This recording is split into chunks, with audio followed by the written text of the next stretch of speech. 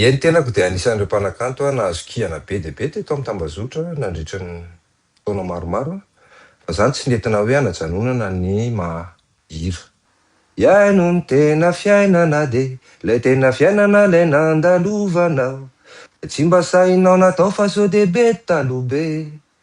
Aroya hoe mangala foana fotoana isainana na dia tsy eo intsony ary aho mba hitarainanao, tsy mba nanana fikasana ankoatran'ny asambatranao. Avec Mazava Solaire, profitez d'une énergie fiable, économique et indépendante. Mazava Solaire, l'énergie de votre liberté sans coupure.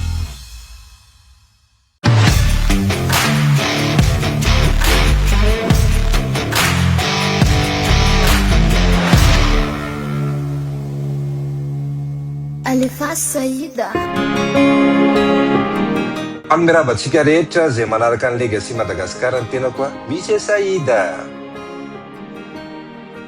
Raha ny anarako feno anaty karapanondro dia Andrianifa Anana, Razafinsalama, Ndravola, Rojdina, Dimitri. Lehibe tao Antananarivo, teraka tao Antananarivo ary avy ao Antananarivo. Raha ny souvenir tsara, nisy souvenir tsara, nisy ny ratsy nandritra izay 12 taona niakarana tseritra izay ny fiakarako voalohany tao amin'ilay Pebambatonakanga dia efa mikatona moa amin'izao. Isan'ny hoe tena nanamarika satria zahay sy ireo olona akaiky ahy tamin'izany no karakara an'ilay izy de A à Z.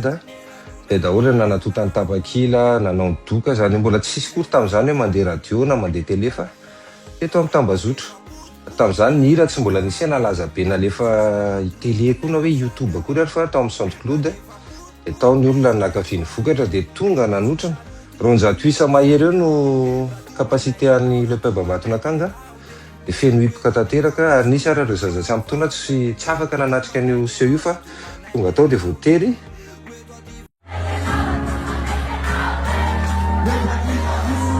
avoaka satria izay moa no ika amin'ny fiain'ilay toerana.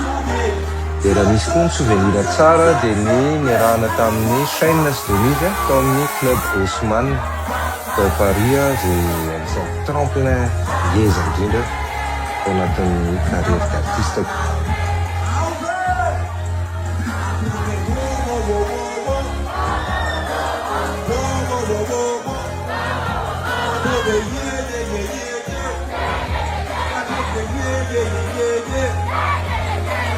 Artiste masculin 2021. Ohatr'izay moa tena tsy efa nisy hoe trophée RTG voalohany. Monsieur Saïda. Artiste voalohany Monsieur Saïd efa nahazo ny sokajy mozika milamina masculin izy teo ary mibata indray ny amboara goavana be artiste masculin de l'année Monsieur Saïd.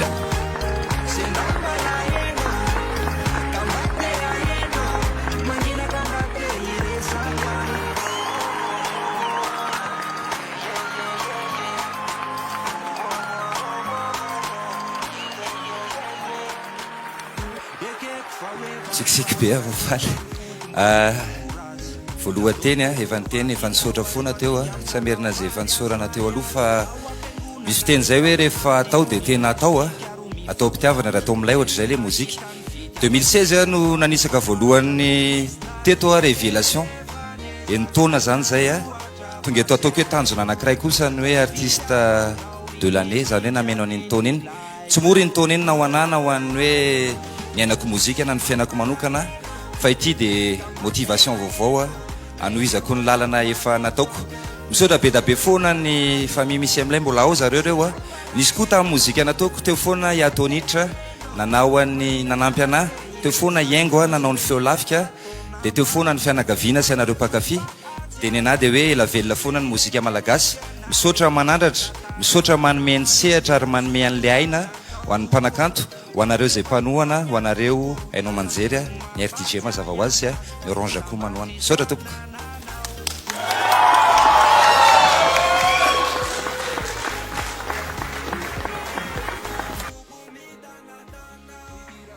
Kasika an'io firaisan-kina amin'ny mpanakanto sarotra ny teny hoe mirahina be mpanakanto na hoe tsy mirahina mihitsy io misy an'le hoe misy ny mitovy génération misy ny mitovitovy gadona misy ny mitovy faritra ny aviana dia arakarak'izay koa ny hitambaran'ireo mpanakanto Fa ny tena tokony hitambarana dia rehefa tonga eo amin'ny fitakinan'ny zo amin'ny zo mahampamorona sy ny mahampanakanto dia hita ihany aloha ireny hoe misy fotoana manana izay firaisan-kina miaraka izay ny mpanakanto malagasy.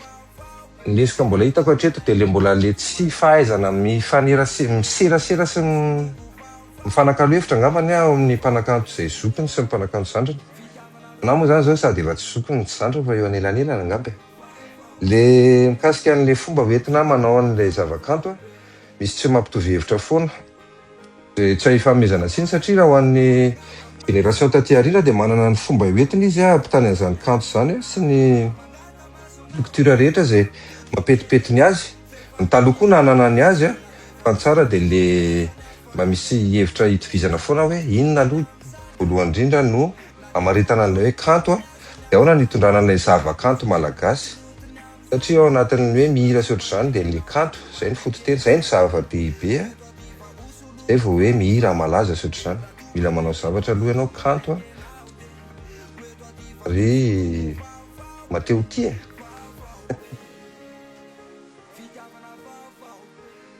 Ny tenako dia anisan'ireo mpanakanto nahazo kiana be dia be teto amin'ny tambazotra nandritra ny taona maromaro. Fa zany tsy nentina hoe hanajanonana ny mahira. Ny hitako fotsiny hoe nisy fotoana zao nanao faingo mihitsy amin'ny moronana satria hitako hoe tsy mitondra zava-baovao fotsiny zavatra foroniko. Tsy mitondra zavatra vaovao ny zavakanto malagasy, tsy mitondra zavatra vaovao an'ireo mpankafy izay niandry vokatra avy aty aminahy. Dia nipetraka dia mijery dia manaraka ny zava-misy amin'ny mozika malagasy fotsiny nataoko. Tamin'ny taona lasa teo, tamin'ny volana novambra ka hatramin'ny volana febroary. Efa bolana teo zany. Toy amin'ilay voalazako teo, misy fotoana tena hoe tsy henoheno intsony tsy mitovy amin'ny taloha ny fanaokakoana teny amin'ny tambazotra na teny amin'ny hainao manjery. Fa iny ilay hoe miverina andoharano koa mitrandraka zavatra vaovao indray na hoe ilay zavatra efa tao aminao fa tsy mbola vita ny namoaka anazy zato isan-jato ho an'ny olona izay tena mankafy sy manjifa ny vokatra izay nomena. Dia eo koa ilay mozika. Ny mozika manko tsy hoe vitany hoe malaza dia hoe iny fa mpihira malaza sy ohatr'izany. Rehefa miresaka tsina dia kariera ny resahana.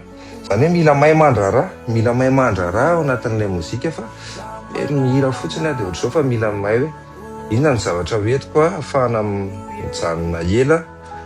Fa ihany koa mahazo ny tombony rehetra izay azo alaina amin'ity fanaovana mozika ity satria fanaovana mozika dia misy an'ilay lafiny ihany koa raha barotra.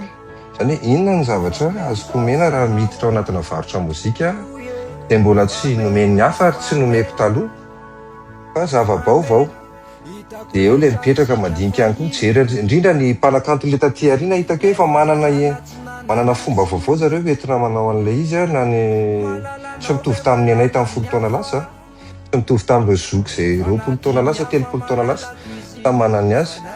Dia izao 20 sy 20 eo anahy manokana dia miverina mianatra dia mandinika hoe ohatr'izao indray ny fomba famoaka vokatra, ohatr'izao ny mandeha tsy hoe manaraka lamody akory le izy fa mianatra mandraraha hoe izao indray ny zavatra etaetan'ny olona ao anatin'ity mozika ity, etaetan'ny tenako ihany koa. Satria rehefa manao zavatra koa, raha manao an'ity mozika ity tamin'ny voalohany dia zavatra kifena le izy.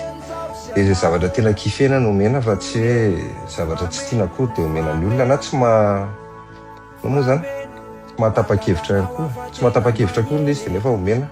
Izay ke lasa manao tao fahatany fotsiny zany.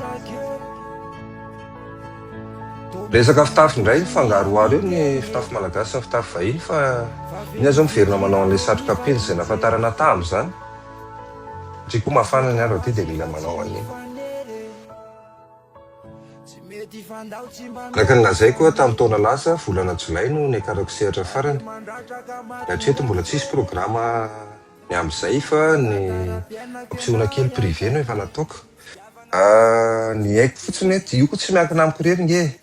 Fa misy koa ny mpikarakara mahita hoe ity misy concept dia azosika iarahana miasa hoe fampisehoana tahakatahaka an'izao le izy.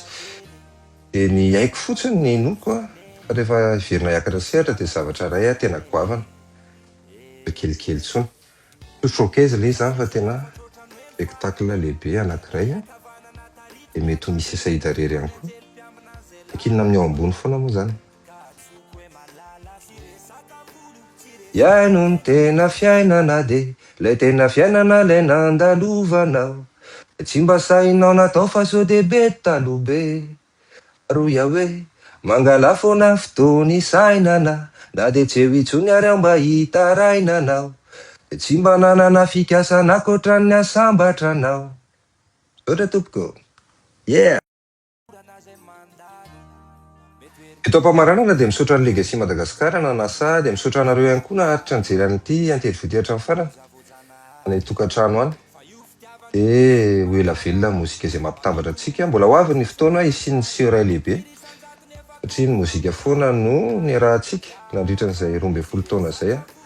Dia manantena mbola ho avy ny fotoana be da be ahafahantsika miaraka mianika an'izany indray ampitiavana fiaina aty amin'ny misy Saïda. Misaotra tompoko. Ka fitiavana natsoko anao lay tiako indrindra, tompon-daka tao apoko ianao lay mahay mandrindra, ny fitopoko ny foko e jiaka matika ny loko e, tsy mba natahorana hoe iofo e zay lay tsy afozako anao.